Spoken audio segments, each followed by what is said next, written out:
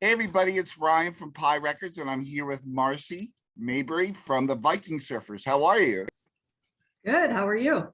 Great. I was very happy to have you on um, for our coverage of the Surf by Surfwest 2022 festival. Before we go any further, tell me what that means for Seattle and for you as a band.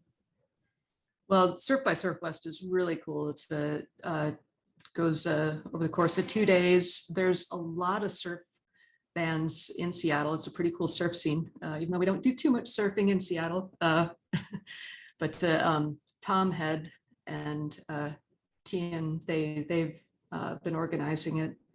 Tom is really he really spearheads and champions live surf music here in Seattle. So we're really grateful to have Tom and to get to be a part of this. I think this is the second year we've been a part of it. I forget the pandemic. I'm losing track of when what has happened, but this year should be pretty cool. We'll start out on Friday night. That's going to be headlined by the Boston Martians, and then Saturday night there's a surprise touring band that's going to be playing at the midnight hour. So I won't say who it is, but I think I know.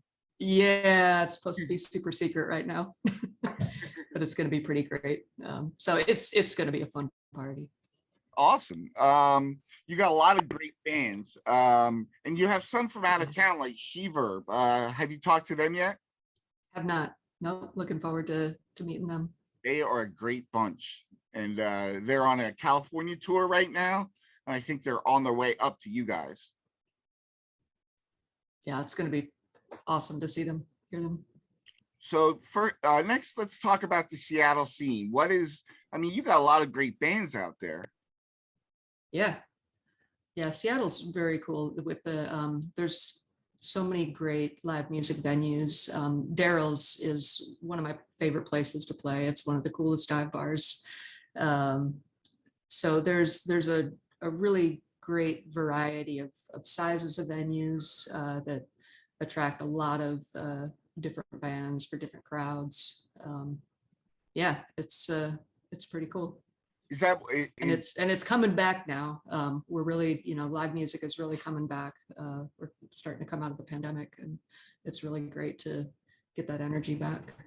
Is that what you think makes Seattle unique, is the diversity in the kind of clubs that host the bands?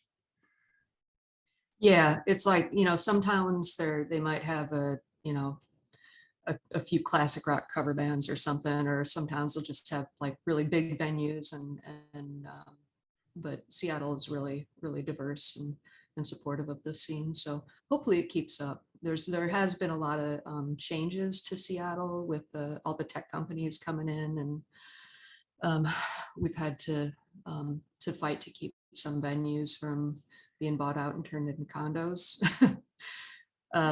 But so far so good. Good.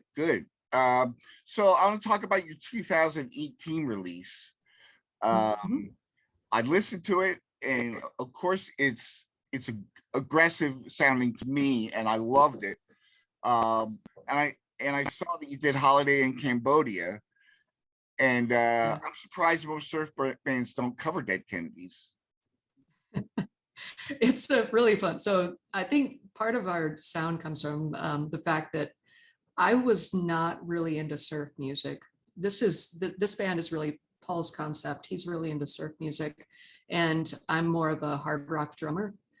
So I've heavy hard rock, punk, and so I get to bring some of that to the music. And picking Holiday in Cambodia, we also did a which one was it? We've done two Ramones covers that we surf up. So yeah, that's kind of melding that my musical background with Paul's surf and rockabilly influences has kind of made our sound what it is. It's a very clean sound. I want to say it's akin to the Dead Kennedys, but not quite, as punk rock, but it's definitely elements of that. Yeah, yeah, I think that there's a lot of surf bands that are a little more laid back, and we tend to get pretty heavy, get pretty heavy sometimes. We've also, the concept of the Viking Surfers. Paul is from Norway. He Oh, immigrated to USA back in college. And so what he does is he takes some old Scandinavian songs, some old Norwegian folk songs, and turns them into surf songs. So that's kind of part of, I would say, about a third of what we do. And then he also is the primary songwriter. So he writes the songs, and then Joe and I will come in and fill in the bass and drums. So, and then of course some of the punk covers we do. yeah. Well, that's a very interesting point, because I didn't realize he was from Norway. Did you Yep. think the traditional songs from Norway have a distinct sound that you kind of co-opt? Yeah, I think there's like some of those traditional Norwegian songs that we've turned into surf songs. You can kind of hear some of the minor chords, and that and I don't know if some of that minor chord comes from the fact that it's gray and rainy a lot in Norway. But I think that does come through in the songs that he writes as well. Awesome. So was that your last release in 2018? It was, that was with the first bass player that we have. Joe's been with us for, I think, about 3 years now. He's fantastic, and he's a lot of fun on stage. So we're looking at going back into the studio and recording a new record, and putting out a vinyl release. So Are you putting it out on your own? yeah. Awesome. Awesome. Yeah. Through Bandcamp, obviously, right? Well, the digital release will be on Bandcamp, but we're gonna have vinyl pressed for this one. So Awesome. Awesome. yeah. So what can people expect from your show? I mean, the music's high energy, so that's I would expect a lot of crazy stuff. Not too well, like I said. Well, like I said earlier, Paul's pretty shy. So he loves being in a band because he loves to play guitar. He doesn't necessarily love being on stage. So he's not out there in the spotlight trying to get a bunch of attention. Joe, he's a showman. He's out there and he's loving it. I love being on stage.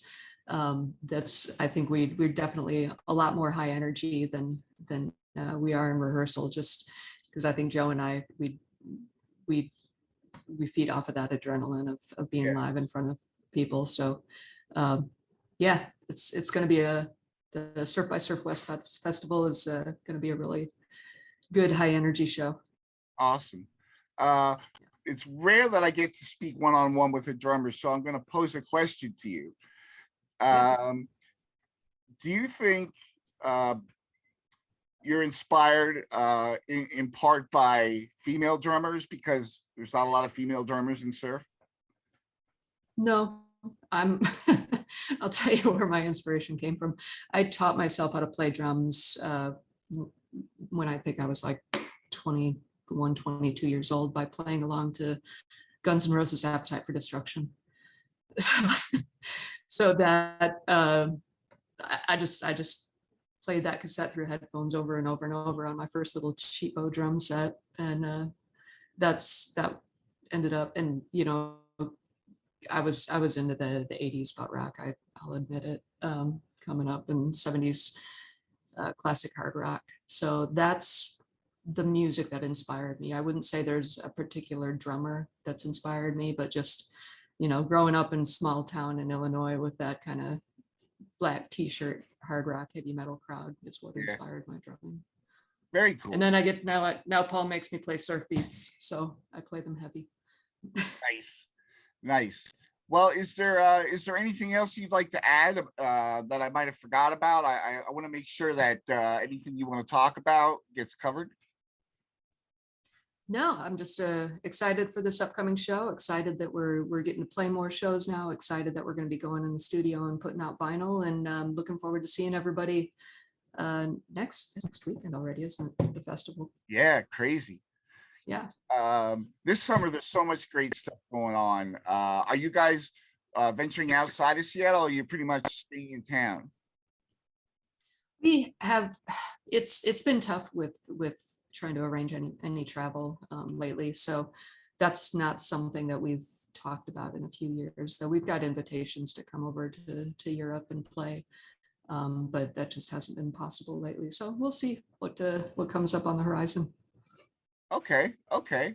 Well, thank you so much, Marcy. It's very kind of you to take a part out of your day. I know we're all busy during the week, and I really appreciate it. I enjoyed talking to you, and most importantly, I enjoyed your music. I always love hearing new bands. Well, thanks so much, Ryan. It was Take good care. talking with you. Yeah, definitely. All right.